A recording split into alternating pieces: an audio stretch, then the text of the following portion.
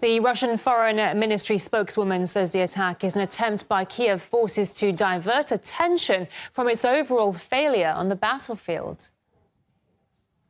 Kiev's barbaric attack on the Kursk region aimed to sow panic and create an illusion of activity amidst the constant failures of the Ukrainian armed forces. Let's cross live now to Kevin Michelizzi, former US Defense Department contractor. Many thanks for joining us on the program. It's nice to see you. So we've seen quite a blatant and provocative attack on the Russian border region by the Kiev forces. President Putin himself said that Ukrainian forces were firing indiscriminately at civilian buildings and residences, and 24 people have been injured, including 6 kids. Are you surprised by the attack, and what do you attribute this to? I am not surprised at all. I mean, this is very common for our neighbors to be attacking the border regions in the northern part of Russia. And it always seems to be around times where they need to extend martial law, which of course they did today for another 3 months. The United States and Western Europe is constantly wanting these types of attacks to show that Ukraine is making advances against Russia, and therefore it is worthwhile to continue supporting them. But, you know, they're striking churches and apartment buildings and killing civilians, which is, you know, really the disgusting thing about it. Well, this advance into the Russian territory is being repelled successfully. Ukrainian forces have suffered significant losses. So whatever goals Kiev was pursuing, do you think they were worth the risk?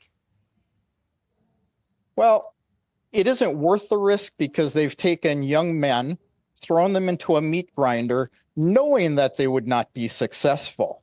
Yet, if you look at what's coming out in the Western news, they're saying that this was a massive attack, and Ukraine has taken several villages along the border. And although they've been driven out in a couple of places, that Ukraine is still making advances into Russia. Yeah, Vladimir Zelensky, as we know, has signed laws extending mobilization and martial law for another 90 days today. When we know that, what does that make you think about the timing of this attack? Well, the timing is really to show even his own government and his own people that they're doing something. And like I say, the Ukrainian media is making a big deal out of this being a success. So it then gets Zelensky another 90 days in office as president. As we know, he, you know, technically isn't the president anymore, but as long as he can keep the martial law going, he remains in office, which is what the West wants. Well, if the goal of the attack was to scare people within Kursk, it clearly hasn't done a very good job, because we've seen people on the streets of Kursk coming out despite sirens going off to give blood, to show support for one another. The Russian president has, of course, condemned this indiscriminate firing by Ukrainian forces, resulting in these civilian casualties. As I said, 24 people injured, including 6 children.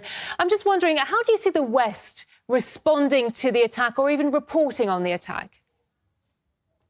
Well, they're reporting on it mainly in Great Britain right now. And they're showing it as, you know, well, it's been repelled, or parts of it have been repelled. But like you say, they're really trying to cause fear in the Russian people, which never works. They do the same thing here in Crimea. All the fake news, all the propaganda, trying to get Russians to rise up against the government of the Russian Federation. And it never works. But this is not what is posted in the Western media and the alternative Western news sources. They talk about the, you know, the massive invasion. I was looking at the Kiev Post earlier today. They're talking about thousands and thousands of Russians fleeing from Kursk. And we know that's not the case. Like you say, we see them out in the streets. This is typical Russian, you know, holding arms, holding hands, and saying, you will not defeat us. But this is not what the West sees. Good to speak to you today. Many thanks for your time and your insight. Kevin Michelizi, former US Defense Department contractor. Thank you. Thank you.